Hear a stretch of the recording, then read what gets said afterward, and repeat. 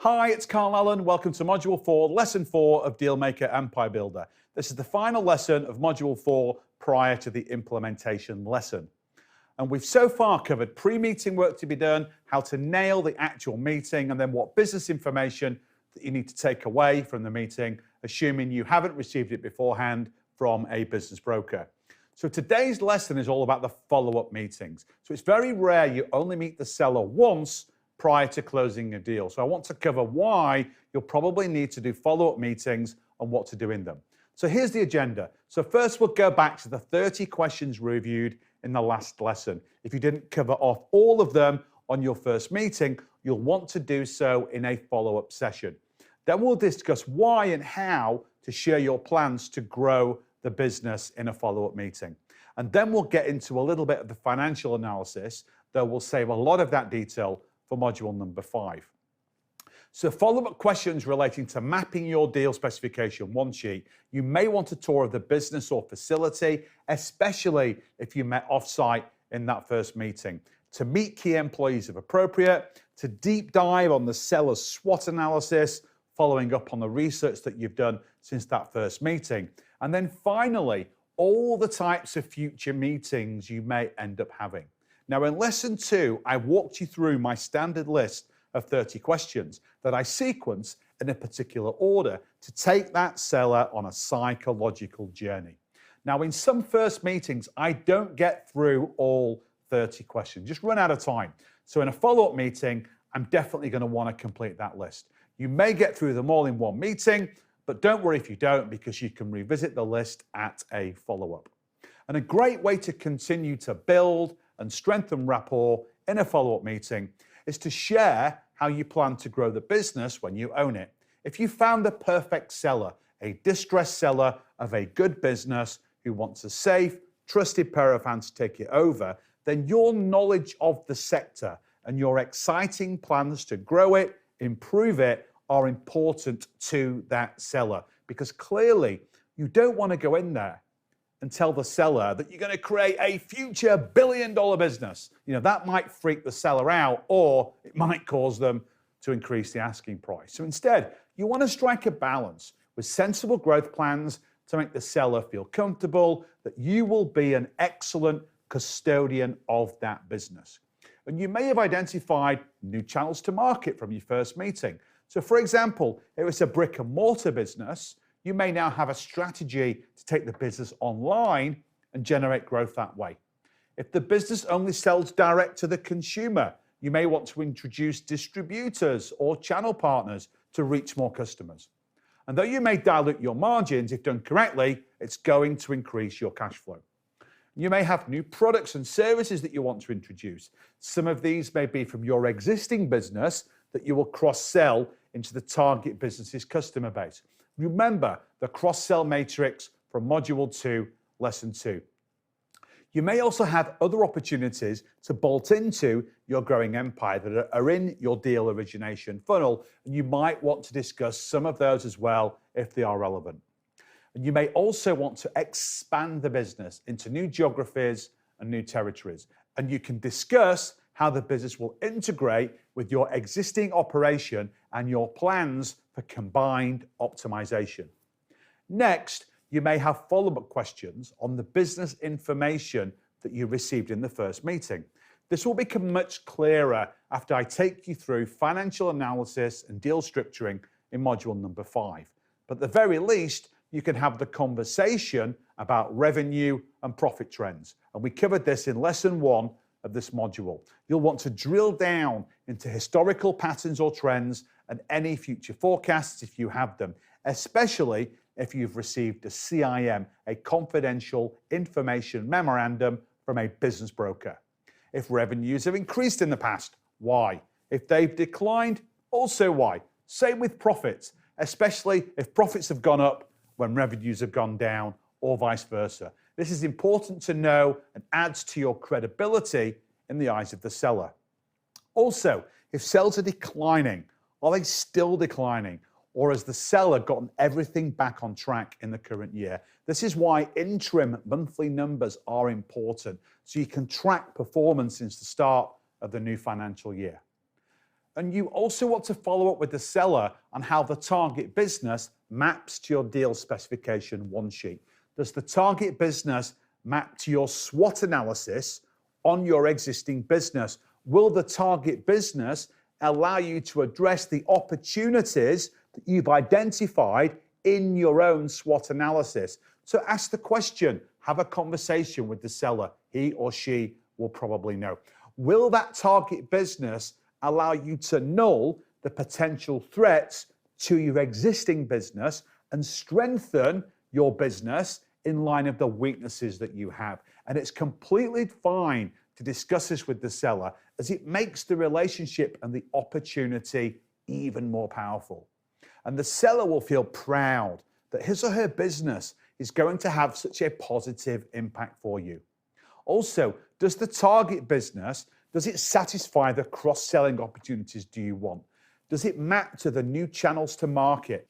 And most importantly, does it plug any skills gaps you might have, particularly if you're thinking about having a GM run the daily combined operations, working in the business, thereby allowing you to work on the business strategically and potentially do more deals. Now, your goal with your one sheet is to use it as a benchmark in a qualitative way. You don't need to score anything with metrics, but you want to have a general feeling if the target business maps strongly to what you need to do to build your empire. And you may also want to spend time touring the facility on a follow-up meeting, especially if you didn't have time or you met off-site initially.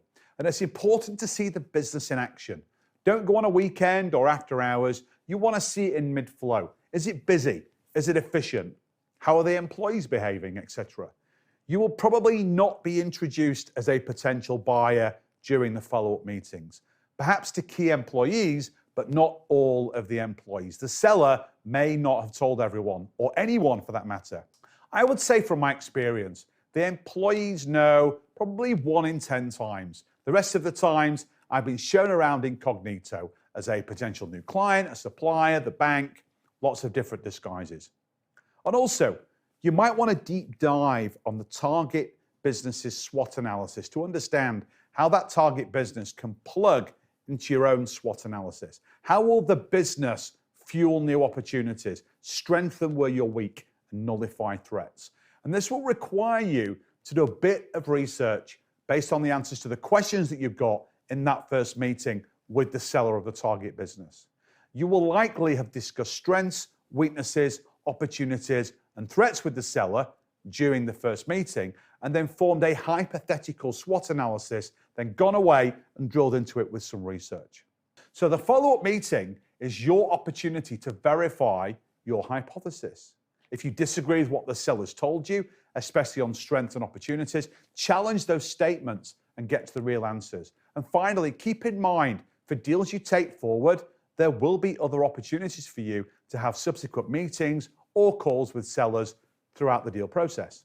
And after Module 5 on financial analysis, you will probably have a lot of detailed questions on the numbers. And at this point, the seller might direct any of your financial questions to the business's CPA or accountant, or they may loop in their CFO or financial controller, if they have one, into the confidence of the sales process at this point. And then when you get to submitting offers in Module 6, it's best to run the seller through the offers in person, or at an absolute minimum on a video call, so you can read the facial expressions and body language. Because once an offer is accepted, if the deal needs external financing, as we'll review in module number 7, you will probably also accompany financiers to visit the business, because they're going to want to check it out as well. Then when financing is secured and due diligence is underway, that's coming up in module number 8, although that's going to be driven by your contingent fee CPA and lawyer, you may want to shadow anything done on site. Now, I never do this anymore, but in my early days of doing deals, I used to show up and shadow my advisors as they were closing that deal for me. And at closing, like when you're buying a house, you will absolutely be visiting the business to inspect your new prize. And again, we cover this on the closing process in greater detail in module number 8.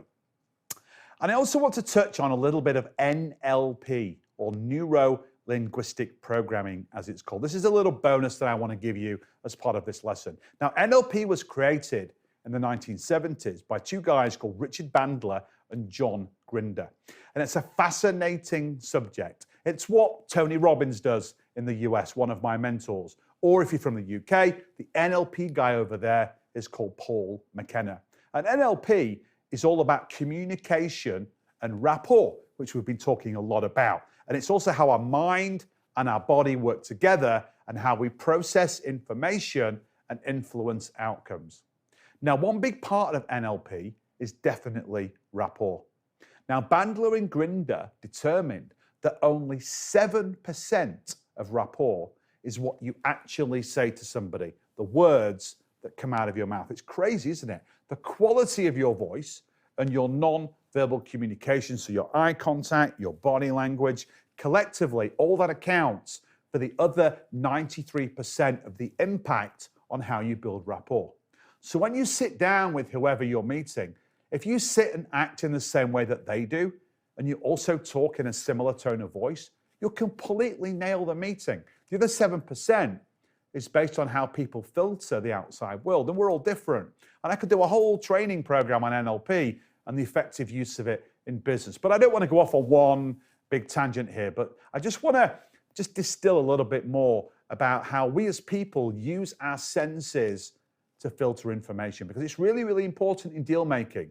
We've all got 5 senses that we use day to day, but the 3 primary senses that we use, that our brain uses to filter information, are visual, auditory, and kinesthetic, which is how you'll feel or your physical connection to the world. Now, the brain, it's crazy. Your brain takes in 2.3 million pieces of information every single second, but your conscious mind can only capture about 10 or so pieces of that 2.3 million. So all the rest of that stuff goes into your subconscious, and you can tell which filtering preference someone has with what they say.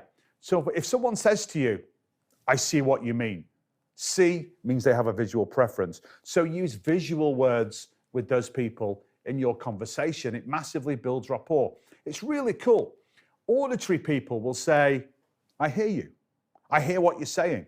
And people with kinesthetic filtering preferences will use feel words in conversations. For example, that makes me feel good. I don't particularly feel great about that. That's not a great feeling I'm having. So the reason I'm coaching you on all this is your ability to read people is really important. To know when the seller is telling you the truth, giving you solid information, and not yanking your chain. If the seller is flat out lying to you, then that's going to come out in due diligence anyway as part of module number 8. And you'll see why we have things like legal warranties and indemnities baked into the deal to protect you from misinformation or non-disclosure of material issues that will either affect the valuation of the business or your desire to even buy it.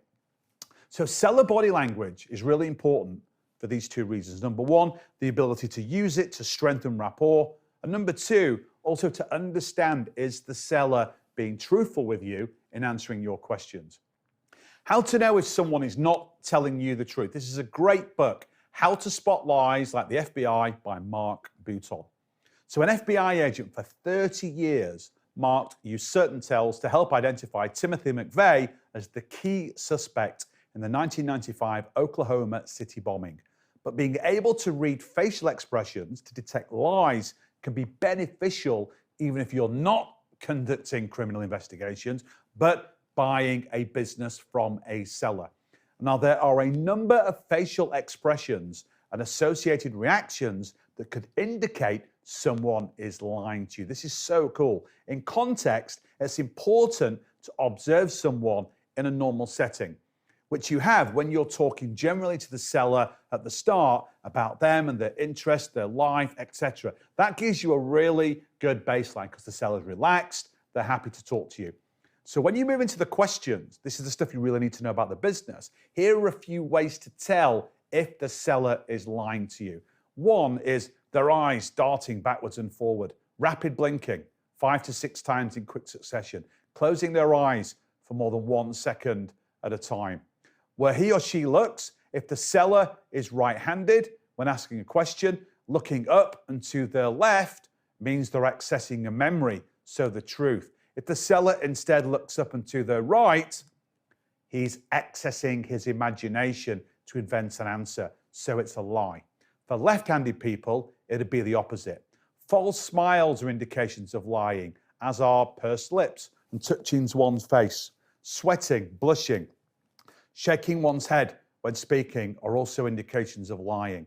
This is just a little extra coaching on the finessing of meetings so you know the seller is giving you the truthful answer. This is so powerful when you ask the big question, why are you selling? Watch carefully when the seller answers. So that's it for follow-up meetings. I will see you next on the implementation video. Time to get to work again. Until then, bye for now.